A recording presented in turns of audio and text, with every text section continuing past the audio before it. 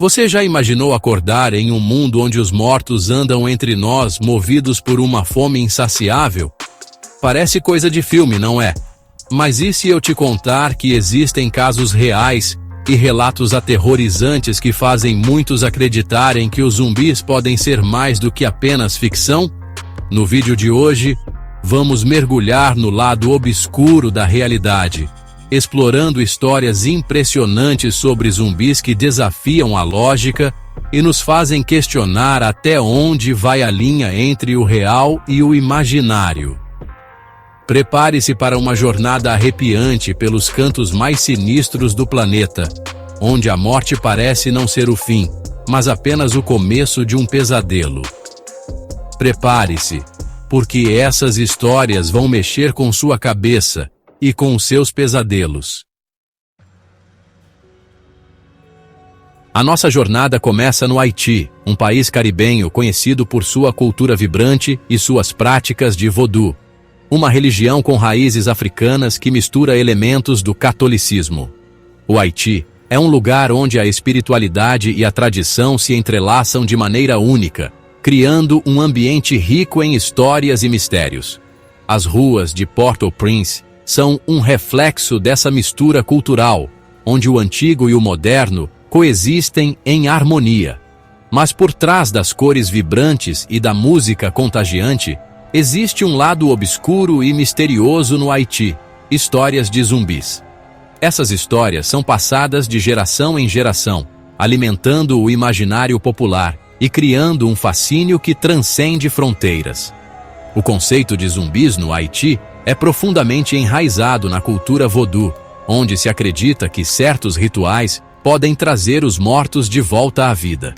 E não estamos falando de mortos-vivos famintos por cérebros como nos filmes, mas sim de pessoas que teriam sido transformadas em escravos sem vontade própria por meio de rituais sinistros. Esses rituais são conduzidos por bokors, feiticeiros que possuem o conhecimento e o poder para manipular a vida e a morte. A ideia de perder a própria vontade e ser controlado por outro é aterrorizante, e é isso que torna essas histórias tão impactantes. Um dos casos mais famosos e assustadores é o de Clairvius Narcisse. Sua história é um exemplo clássico do mito do zumbi haitiano, e tem sido objeto de muitos estudos e debates ao longo dos anos. Em 1962, Narcisse, um haitiano comum, adoece, é internado e declarado morto por 2 médicos. A sua morte foi confirmada por vários testemunhos, e ele foi enterrado em um cemitério local, como era costume na época. O corpo é velado, enterrado, e a família segue com a vida. Para todos os efeitos, Clairvius Narcisse estava morto e enterrado, e sua história parecia ter chegado ao fim. 18 anos depois, Narcisse reaparece, alegando ter sido transformado em um zumbi por um bokor, um feiticeiro voodoo. Sua reaparição chocou a todos, especialmente sua família, que acreditava que ele estava morto há quase 2 décadas. Segundo seu relato, ele teria sido mantido em cativeiro em uma plantação distante, trabalhando como escravo, sem consciência de sua própria identidade. Ele descreveu um estado de torpor, onde sua vontade estava completamente suprimida, e ele era incapaz de resistir ou escapar. Alguns pesquisadores acreditam que Narcisse teria sido submetido a uma poderosa toxina capaz de induzir um estado de morte aparente, um tipo de coma profundo. Essa toxina, derivada de certos peixes e plantas, poderia ter sido usada para simular a morte e depois reanimar a vítima. Essa explicação, no entanto, não convence a todos. Muitos cientistas permanecem céticos, argumentando que a ciência ainda não conseguiu desvendar todos os mistérios por trás dessas histórias.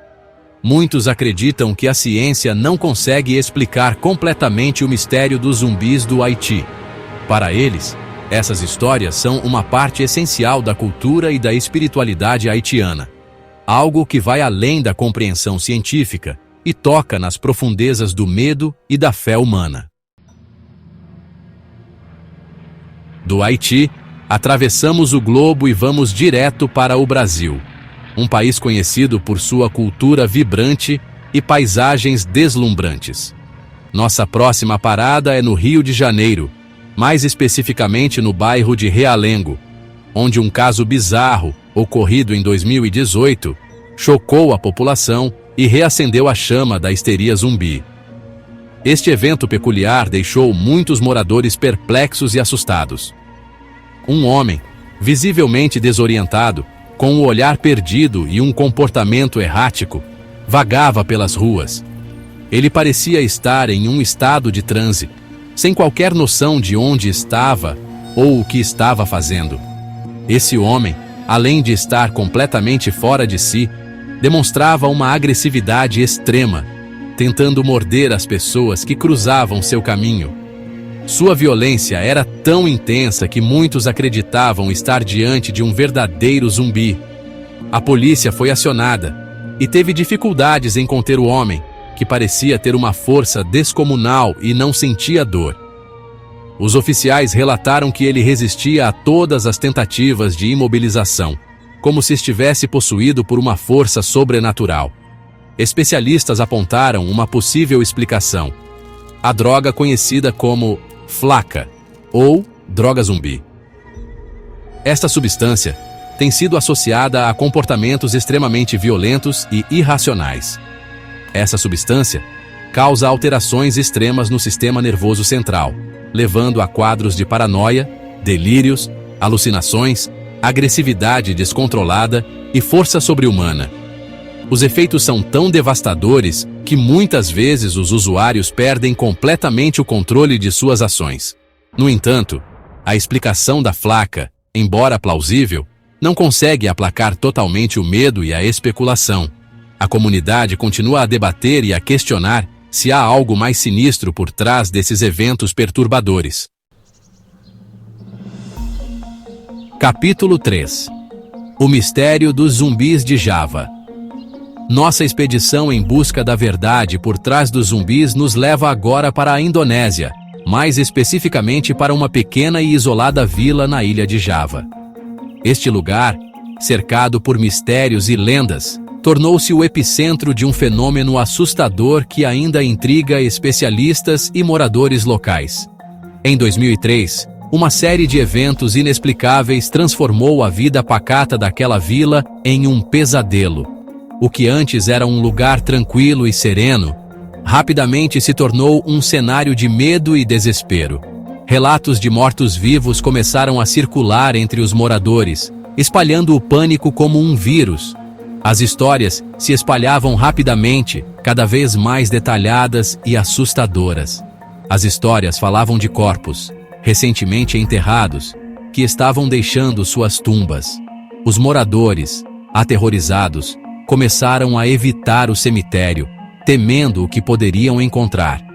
Moradores juravam ter visto essas criaturas vagando pelas ruas da vila à noite, emitindo gemidos guturais e tentando invadir casas. As noites se tornaram um período de vigília constante, com todos temendo o que poderia surgir das sombras. O pânico se instalou de vez quando túmulos foram encontrados vazios, com as covas reviradas. A visão dos túmulos abertos e vazios só aumentava o medo e a incerteza. Investigadores independentes alegaram ter encontrado marcas de garras e dentes humanos nos caixões. Essas evidências, embora perturbadoras, não trouxeram respostas definitivas. Até hoje, o mistério dos zumbis de Java permanece sem solução. As teorias variam desde fenômenos sobrenaturais até explicações científicas, mas nenhuma conseguiu esclarecer completamente os eventos. O medo, como uma sombra, paira sobre a vila, e a pergunta permanece: o que realmente aconteceu naquela ilha? A busca por respostas continua, enquanto o mistério dos zumbis de Java persiste no imaginário coletivo. Capítulo 4. Os experimentos da Rússia. Nossa última parada nessa jornada nos leva para a Rússia. Durante a Guerra Fria, a corrida armamentista e a paranoia tomavam conta do mundo. Em meio a esse cenário, surge uma das teorias da conspiração mais assustadoras a suposta criação de zumbis pela União Soviética. Documentos secretos descrevem experimentos envolvendo cadáveres humanos, tentativas de reanimar os mortos, utilizando choques elétricos de alta voltagem, drogas psicoativas e cirurgias experimentais.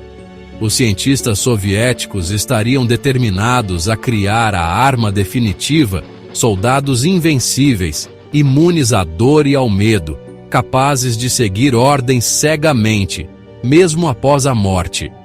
Embora a maioria dessas informações seja tratada como teoria da conspiração, a mera possibilidade de que esses experimentos tenham sido realizados é suficiente para gelar o sangue.